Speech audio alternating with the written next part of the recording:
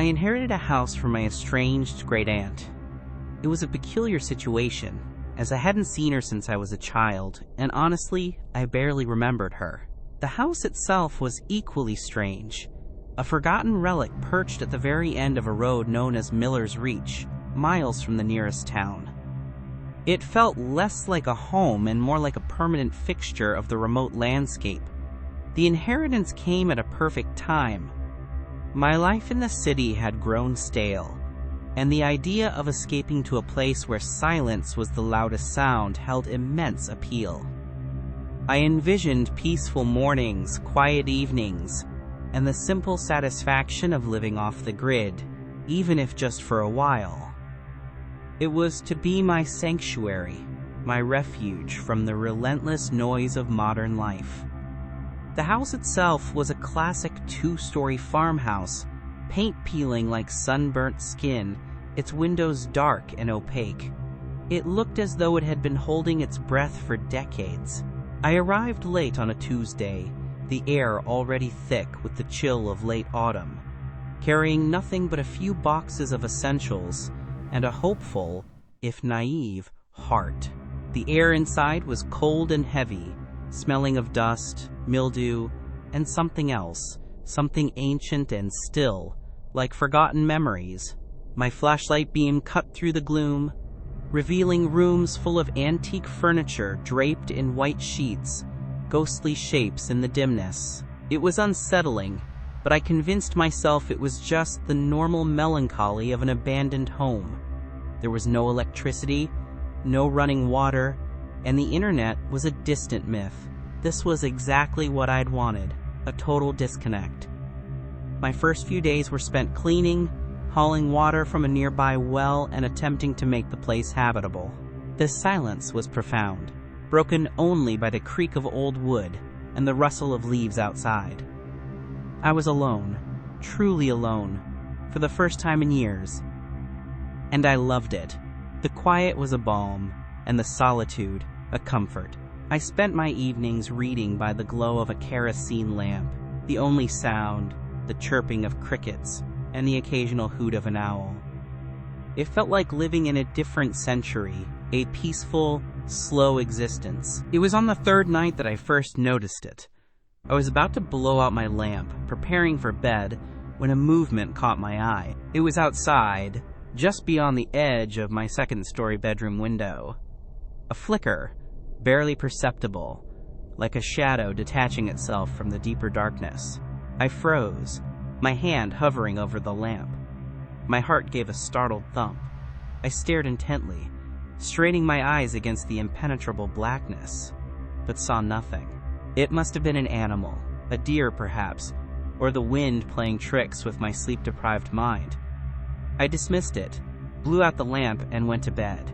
The next morning, the memory felt distant, almost silly. But that evening, as I washed dishes by the kitchen window, I saw it again. This time, it was clearer, standing near the old, gnarled oak tree at the far edge of the property. A tall, thin figure, utterly still, watching the house. My breath hitched in my throat. It wasn't an animal. It was too tall, too distinctly human in shape. But it didn't move. It just stood there, a dark, motionless silhouette against the last fading light of the day. A cold knot tightened in my stomach. I quickly backed away from the window, my eyes fixed on the spot where it stood. I told myself it was probably a neighbor, curious about the new occupant, or perhaps someone who used to live here. But the way it just stood, unmoving, felt wrong. It wasn't friendly or curious. It was something else. That night, I made sure all the doors were locked and windows latched, something I hadn't bothered with before. Sleep didn't come easily. Every creak of the old house sounded like footsteps, every rustle of leaves like a whisper. I found an old, heavy wooden stick in the shed and kept it by my bed. My sanctuary was slowly turning into a cage, and the solitude, once a comfort, now felt like an open invitation. Days turned into a peculiar routine of vigilance. I'd occasionally catch glimpses of it, always at a distance, always still, always watching. Sometimes by the oak tree, sometimes further back near the old dilapidated barn, sometimes at the very edge of the woods. It never moved when I looked directly at it. It just was. I found an old photo album in the attic. Amidst faded pictures of my great aunt and other relatives, there was one of the house, taken perhaps 50 years ago. And there, in the background, standing by the very same oak tree, was a figure. Tall, thin, and strikingly similar to what I had been seeing. My heart hammered against my ribs. It wasn't a neighbor, it wasn't a wanderer.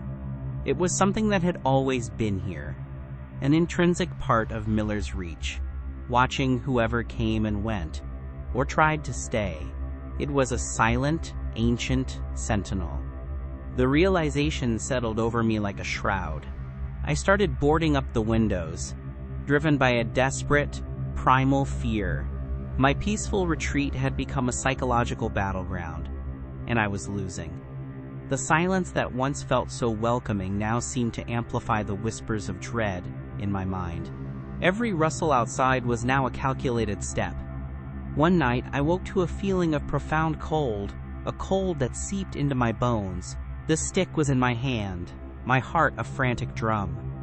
I looked towards my bedroom door, which I had always left ajar, and there it was. Not outside, not in the distance.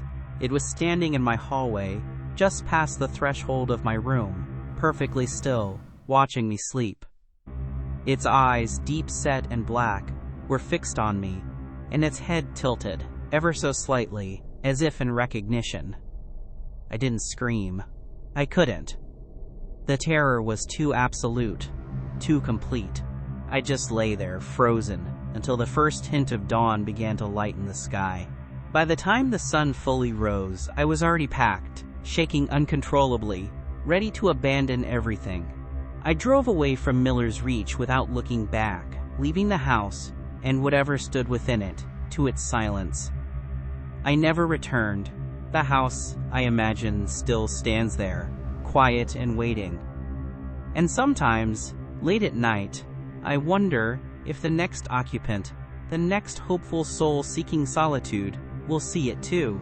Perhaps they'll even find an old photo album and finally understand.